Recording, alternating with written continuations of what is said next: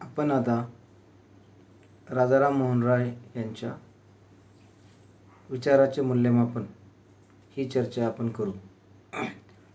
आपण मागील काही लेक्चरपासून राजाराम मोहन राय यांच्या विविध विचारावर दृष्टिक्षेप टाकलेला आहे, ज्यामध्ये राजाराम मोहन राय हे भारतीय प्रबोधनाचे जनक आहेत ही एक चर्चा आपण केली.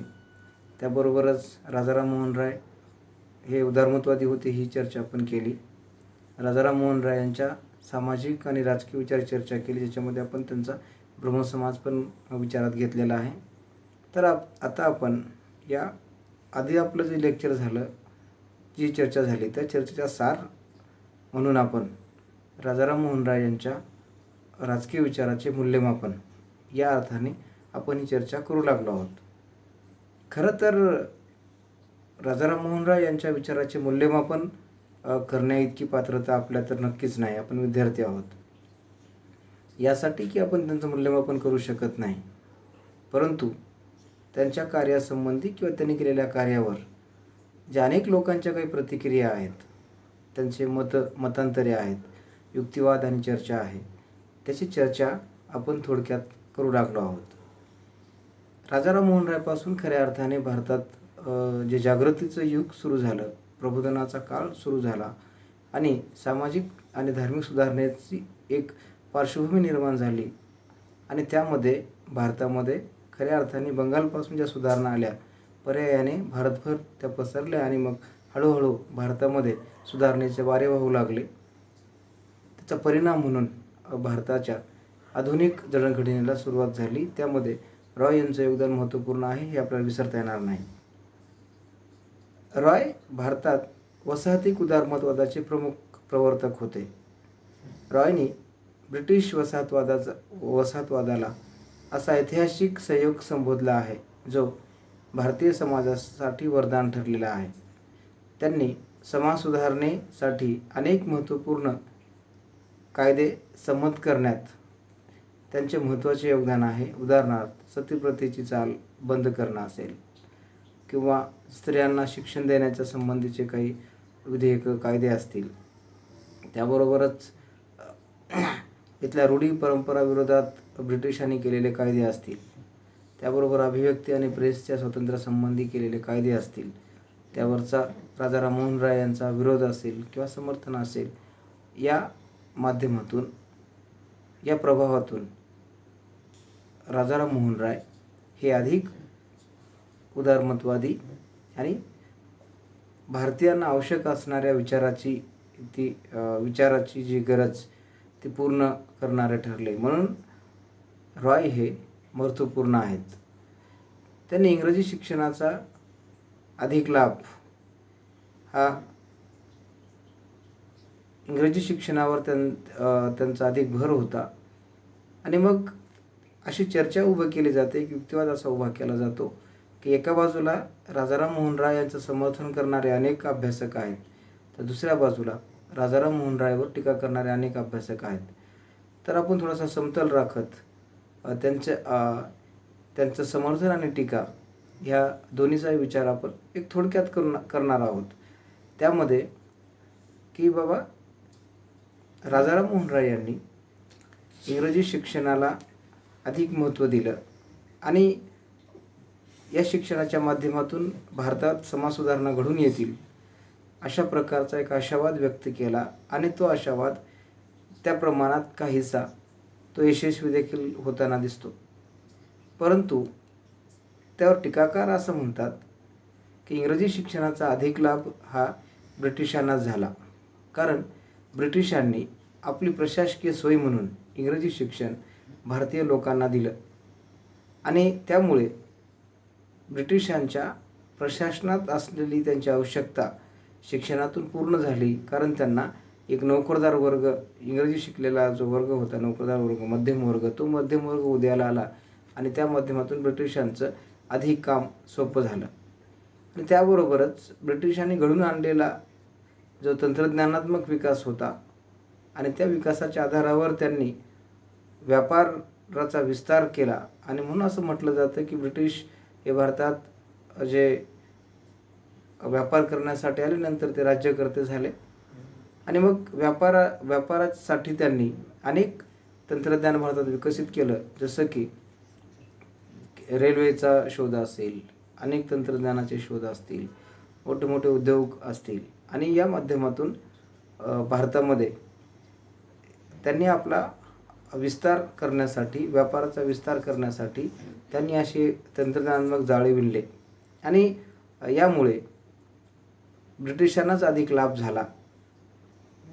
आणि म्हणून रॉय यांचं जे काम होतं, त्यांचं जे कार्य होतं, त्या कार्यामुळे ब्रिटिशांना अधिक खुश करण्याचा प्रयत्न रॉय यांच्या विचारातून दिसतो, अशी टीका यावर होताना दिसते. परंतु याचा सकारात्मक परिणाम भारतावर असा झाला की या तंत्रज्ञानामुळे किंवा भारतातील आलेल्या आधुनिकतेमुळे इथली समाजव्यवस्था, इथली जाती व्यवस्था, इथलं धर्म, इथलं राजकारण हे हळूहळू बदलायला लागलं. आणि त्याचे परिणाम आपल्याला पुढे असे दिसले 20व्या शतकात, की ज्या माध्यमातून इथे एक नवीन पिढी जी निर्माण झाली, त्या नवीन पिढीच्या माध्यमातून इंग्रजी शिकलेली पिढी निर्माण झाली. आणि त्या पिढीने एक सुधारणेचं व्रत हाती घेतलं. आणि मग संपूर्ण भारतभर त्या सुधारणाचं ओळी पोचल्या. मग हळूहळू भारताचं मागासले पण दूर होऊन एक प्रकारचा वैज्ञानिक दृष्टिकोन इथल्या व्यक्तींमध्ये विकसित झाला. तो सकारात्मक परिणाम आपण विचारात घेतला पाहिजे. म्हणून रॉयवर केवळ टीका करून चालणार नाही, तर रॉयच्या ज्या अनेक महत्त्वपूर्ण बाबी आहेत, त्या बाबीला सुद्धा आपण विचारात घेतलं पाहिजे. आणि विशेष म्हणजे रॉय ज्यावेळी हे कार्य करत होते, त्यावेळची परिस्थिती 1920 नंतरच्या परिस्थिती इतकी खराब नव्हती. म्हणजे 1920 पासून प्रामुख्याने स्वतंत्र चळवळीसाठी जे प्रयत्न झाले आणि या काळामध्ये अनेक प्रकारचं शोषण ब्रिटिशांकडून झालं, तशा प्रकारची वाईट परिस्थिती रॉय यांच्या काळामध्ये नव्हती. आणि रॉय यांच्या काळामध्ये जे सुधारणावादी वातावरण होतं, ते ब्रिटिशांकडून पोषक स्वरूपाचं होतं. म्हणजे ब्रिटिशांनी रॉय यांच्या काळामध्ये सुधारणेला अनेक प्रकारच्या संधींना त्यांनी वाव मिळवून दिला. इथल्या अनेक जे वाईट रूढी परंपरा जोपासणारे जे कायदे होते, त्या कायद्याचा विरोध करण्यासाठी त्यांनी सुधारणा चळवळींना मदत केली, हे आपण विसरता कामा नये. म्हणून ब्रिटिशांना जेवढा विरोध 20 नंतर वाढला, तेवढा विरोध हा रॉय यांच्या काळामध्ये नव्हता. म्हणून रॉयवर अशी टीका करणं योग्य नाही की रॉयनी केलेलं काम हे ब्रिटिश धार्जिणी आहे किंवा त्याचा उपयोग हा अधिकाधिक ब्रिटिश प्रशासनाला झाला. कारण इंग्रजी शिक्षणाची सुरुवातच ब्रिटिशांपासून झाली. म्हणून प्रारंभीच्या काळात जो मध्यमवर्ग निर्माण झाला, त्या मध्यमवर्ग जो निर्माण झाला, तो वर्ग शिकला आणि पुढे त्या वर्गाने सुधारणेचं काम हाती घेतलं. म्हणून रॉयवर अशी टीका करणं हे योग्य नाही. परंतु अशी टीका देखील अनेक अभ्यासक करताना आपल्याला दिसून येतात. अनेक अभ्यासकांनी, आपण त्यांना म्हणतो की आधुनिक भारताचे जनक, तर मॅकमिलन या एका अभ्यासकांनी त्यांना सत्यशोधक म्हटलेलं आहे. तर मॅक्स मुलने सर्वश्रेष्ठ मानव अशी त्यांना उपाधी दिलेली आहे. म्हणून रॉय हे आधुनिक भारताच्या सामाजिक, राजकीय, धार्मिक, सांस्कृतिक प्रबोधनाचे ते प्रमुख समर्थक तर होतेच. त्यांनी ब्रह्मो समाजाद्वारे भारतातील जे कर्मकांड होतं, धर्माचं आडंबर होतं, व्रतवैकल्य होतं, ज्याच्यामुळे विविध देवतांच्या माध्यमातून इथं शोषण होत होतं. आणि विविध देवतांमुळे किंवा विविध देवतांचं अस्तित्व असल्यामुळे वेगवेगळ्या स्वरूपामध्ये, की त्यामुळे भारताचं एकीकरण होणं किंवा हिंदू म्हणून आपण एक येणं हे शक्य नव्हतं.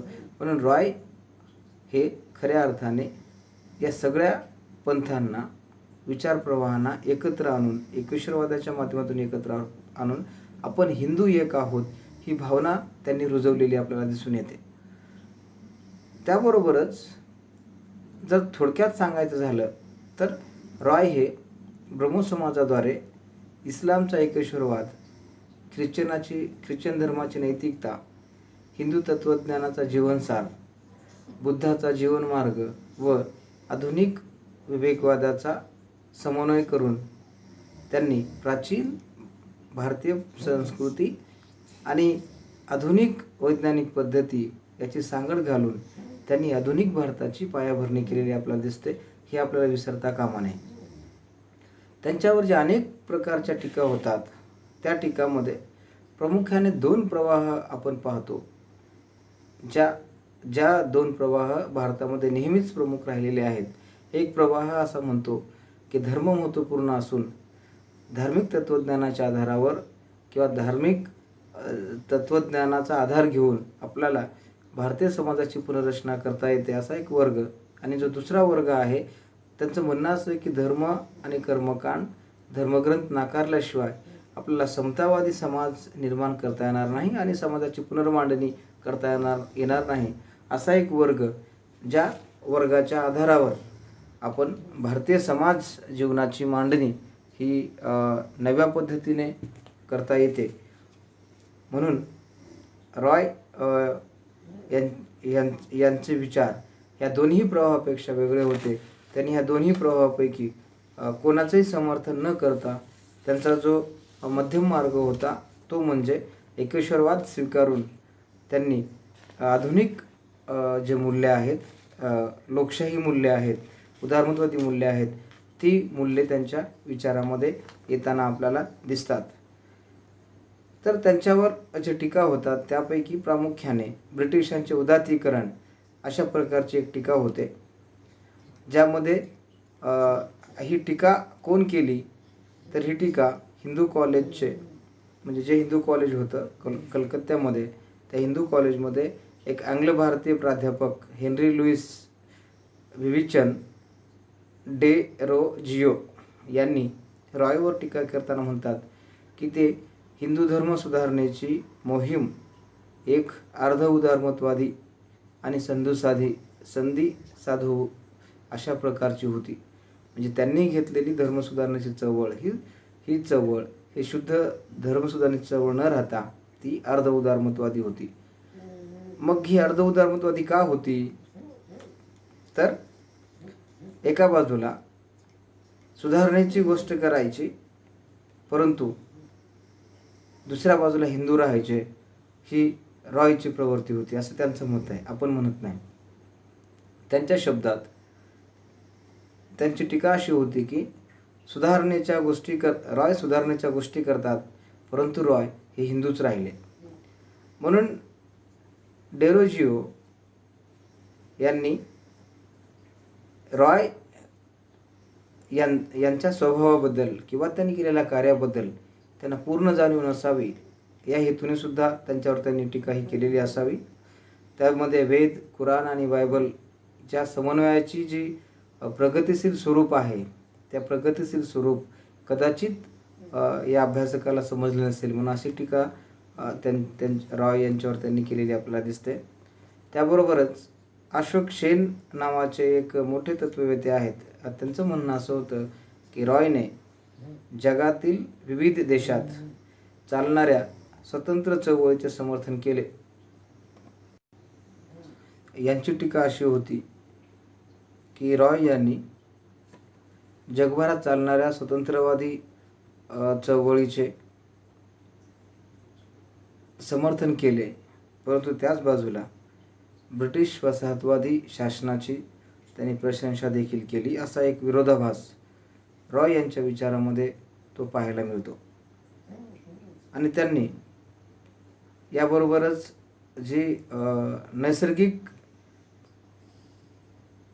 विचार आहेत, नैसर्गिक अधिकाराचा जो विचार आहे, जे संपत्तीचा जो अधिकार आहे, मुक्त व्यापाराचा जो विचार आहे, फ्री मार्केट, त्याचे त्यांनी समर्थन केले. परंतु यामुळे भारतात जे ब्रिटिशांनी प्रस्थापित केलेला भांडवलदार वर्ग, जो भांडवलशाही जी उदयास आली होती, त्या भांडवलशाहीच्या उदयाने एक वेगळ्या प्रकारच्या शोषणाला खतपाणी घातले आणि एक वेगळं शोषण निर्माण झालं. याविषयी मात्र रॉय आपल्याला बोलताना दिसत नाहीत. अशा प्रकारची टीका इथे होताना दिसते. त्यांच्यावर अशीही टीका केली जाते की रॉय यांनी सामाजिक आर्थिक अन्यायावर, रूढी परंपरावर, जातीव्यवस्थेवर, जमीनदारी विरुद्ध स्त्री पुरुष समानतेचा किंवा स्त्रियांच्या अन्यायावर त्यांनी टीका केली आणि त्यावर एक भाष्य केलं. परंतु या वाईट परंपरा, शोषणाच्या पद्धती कायमच्या नष्ट करण्यासाठीचे त्यांनी प्रयत्न केलेले दिसत नाहीत.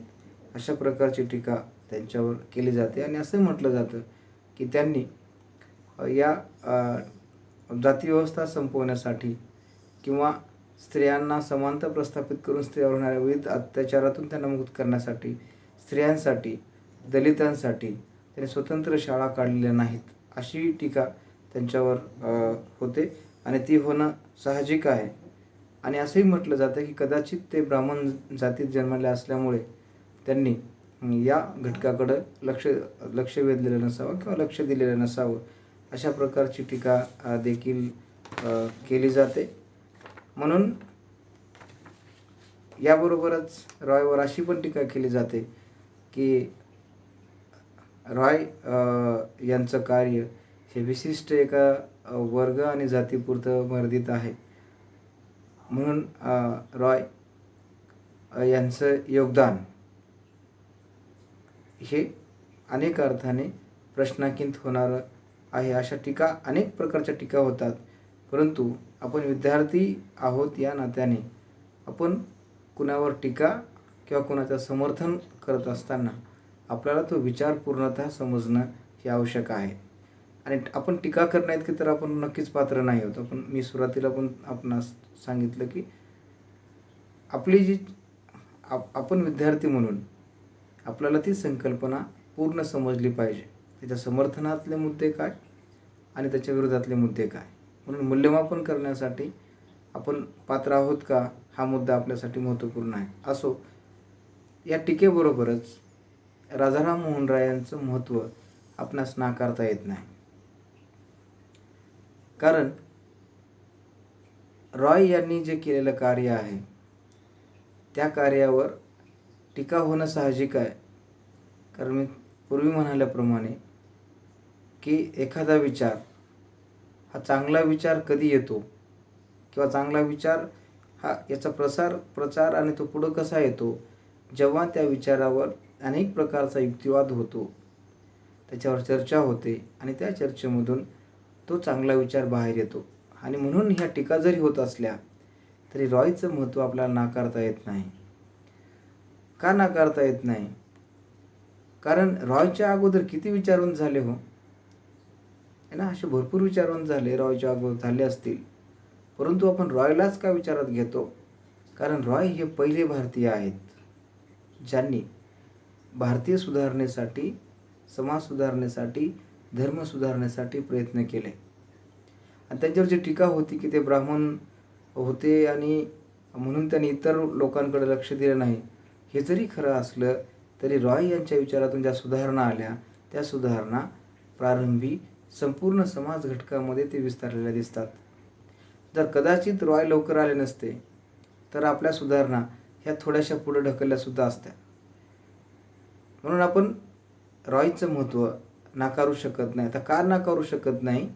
कारण रॉय यांनी व्यक्तिस्वातंत्र्य, व्यक्तीचे वर्तन, व्यक्तीचा व्यवहार हा तर्क आणि विवेकाला प्राधान्य देणारा असावा आणि तर्क आणि बुद्धिप्रमाणवादी असावा, ज्यामुळे भारतातील अंधश्रद्धा, रूढी, कर्मकांड या बाजूला सारून भारताला आधुनिकतेकडे जाता येईल किंवा भारताचा आधुनिकतेचा मार्ग हा सुकर होईल.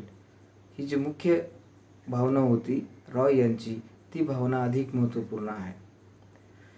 म्हणून भारताला जे आधुनिक होता आलं किंवा भारत जो एक आपली त्याला प्रगती करता आली, यामध्ये रॉय यांचं योगदान हे आपणास विसरता येत नाही.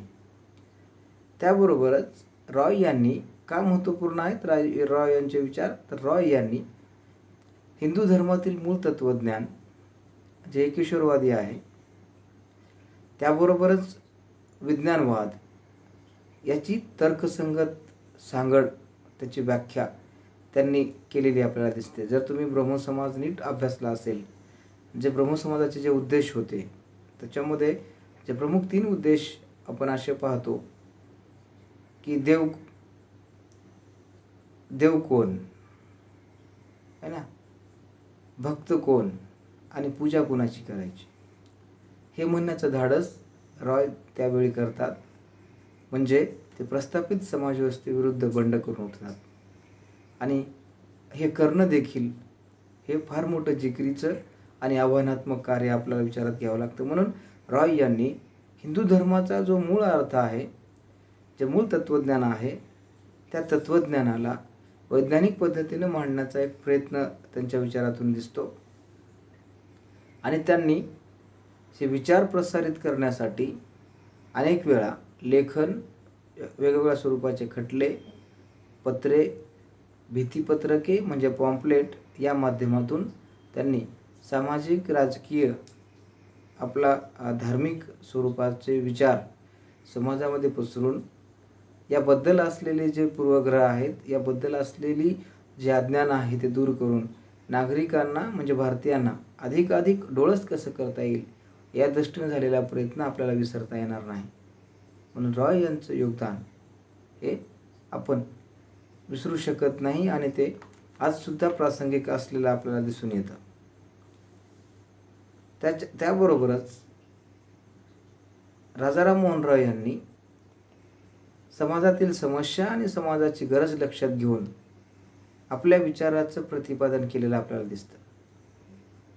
म्हणजे रॉय हे ब्रिटिशांकडे नोकरी करत असताना त्यांना असं वाटलं की आपण नोकरी किती दिवस करायची. त्यांनी 1814 नोकरी सोडली आणि त्यांनी आत्मीय सभा स्थापन केली आणि आत्मीय सभेच्या माध्यमातून त्यांनी धर्म सुधारण्याचं व्रत हाती घेतलं. म्हणून रॉयवर आपण टीका जेव्हा करतो तर तेव्हा रॉयने केलेल्या अनेक महत्त्वपूर्ण कार्याची आपण दखल देखील घेतली पाहिजे आणि ती घेणं अधिक महत्त्वपूर्ण आहे. म्हणजे टीका करणं सोपं आहे, परंतु त्याचं चांगुलपण स्वीकारणं हे कठीण आहे. म्हणून आपण विद्यार्थी या नात्याने चांगलं आणि वाईट, टीका आणि समर्थन ह्या दोन्ही गोष्टी आपल्याला तितक्याच समर्पकपणे मांडणं आणि येणं ते अधिक आवश्यक आहे. त्याबरोबरच त्यांनी वैज्ञानिक शिक्षण आणि व्यक्तीचा विवेक म्हणजे भारताच्या दृष्टिकोनातून पाश्चात्य शिक्षण, त्याचा सांस्कृतिक सांगड, आपल्या संस्कृतीची सांगड आणि त्याबरोबरच आत्मनिर्भरता ही त्यांच्या इंग्रजी शिक्षणाच्या महत्त्वाला प्रतिपादन करणारी आहे. म्हणजे इंग्रजी शिक्षण का, तर एक तुमच्यात विवेक जागृत करण्यासाठी, तुम्हाला आत्मनिर्भर करण्यासाठी आणि आपली सांस्कृतिक जी काही वारसा आहे, विरासत आहे, तिची पुनर्मांडणी करण्यासाठी. म्हणून रॉयनी या माध्यमातून आपला विचार हा अधिकाधिक समाजात कसा रुचेल, पोचेल याचा त्यांनी प्रयत्न केलेला दिसतो. म्हणून रॉय यांचं योगदान हे फक्त सामाजिक आणि राजकीय क्षेत्रात आहे असं नाही, तर रॉय यांचं योगदान धार्मिक, सामाजिक, सांस्कृतिक, आर्थिक, राजकीय, शैक्षणिक या सर्व क्षेत्रात आपल्याला महत्त्वाचं कार्य केलेलं दिसून येतं. म्हणजे रॉय हे प्रथम व्यक्ती होते की त्यांनी तत्कालीन हिंदू धर्माची चिकित्सा करण्याचं धाडस केलं. ज्या क्रूर, वाईट रूढी परंपरा होत्या, अनिष्ट रूढी परंपरा होत्या, त्या रूढी परंपराविरुद्ध आवाज उठवला. बालविवाह, बालिका विक्रय, हुंडाबळी, सगळ्यात वाईट जी प्रथा होती, क्रूर आणि अतिशय हिंसक होती, ती म्हणजे सतीप्रथा, ही बंद करण्यासाठी लॉर्ड बेंटिंगशी संवाद साधून त्यांच्याशी अनेक वेळा चर्चा करून त्यांनी 1829 ही प्रथा बंद केली. त्याबरोबरच त्यांनी स्त्री पुरुष समानता आणि स्त्रियांना मिळणारा वारसा हक्क, जातीव्यवस्था इत्यादीवर त्यांनी भाष्य केले. हे त्यांनी केलेलं कार्य हे उल्लेखनीयच आहे, हे आपल्याला विसरता येणार नाही. आणि त्यांनी हे का केलं, तर हिंदू धर्म हा मानवतावादी व्हावा, ज्याच्यामुळे विश्वबंधुत्वाची भावना आपल्याला विकसित करता येईल, या दृष्टीने रॉयनी केलेले प्रयत्न हे महत्त्वाचे आहेत. ही बाब त्यांच्या विचारामध्ये अधिक महत्त्वपूर्ण आहे. म्हणून त्यांच्या विचारामध्ये विश्वबंधुत्व आणि मानवतावादाला अधिक वाव असलेला आपल्याला दिसतो. आणि त्यांच्या विचारामध्ये जर एकंदरीत विचाराचं त्यांचं फलित काय आहे, त्यांच्या विचाराचं जर फलित काय असेल तर ते फलित म्हणजे त्यांच्या विचारातून राष्ट्रवाद, उदारमतवाद, धर्मनिरपेक्षता, लोकशाही, सर्व प्रकारचे स्वातंत्र्य आणि हक्क, समता, स्त्री-पुरुष समानता इत्यादी आधार व चिंतन पाहायला मिळते, ज्यामुळे नवीन भारताच्या निर्मितीत किंवा नवीन भारताची निर्मिती होण्यासाठी एक प्रकारचा आधार प्राप्त झाला आणि आरंभी हा आधार अधिक महत्त्वपूर्ण आहे. आणि आज देखील म्हणजे जी भारतात प्रारंभी जी सुधारण्याची चळवळ सुरू झाली ती चळवळ रॉय यांच्या विचारातून झाली आणि आज देखील या विचाराची प्रासंगिकता आपल्याला असलेली दिसून येते. म्हणून रॉय यांच्या विचाराची आज आपण त्यांच्यावर झालेल्या टीका आणि त्यांचं महत्त्व देखील आपण आज चर्चा केलेली आहे. आणि या चर्चेसाठी आपण जे रेफरन्स घेतलेले आहेत किंवा जे तुमच्या परीक्षेच्या दृष्टिकोनातून आणि जर तुम्हाला जर पुढे MPSC, UPSC काही स्पर्धा परीक्षा करायच्या असतील तर त्या दृष्टीने जे संदर्भ ग्रंथ आहेत ती संदर्भ ग्रंथ अधिक महत्त्वपूर्ण आहेत. जे आपले 4 लेक्चर झाले त्या 4ही लेक्चरचे जे संदर्भ ग्रंथ होते तसे अनेक आहेत, परंतु जे महत्त्वाचे ग्रंथ आहेत ती अदी H. डॉक्टर यांचं political thinker of modern India नावाचं पुस्तक आहे. त्याच्यामध्ये तो पुस्तक तुम्हाला वाचता येईल, ज्याच्यातून आपले हे लेक्चर झालेत. त्यानंतर विद्युत चक्रवर्ती आणि राजेंद्र पांडे यांचं मॉडर्न इंडियन पॉलिटिकल थॉट नावाचं पुस्तक आहे.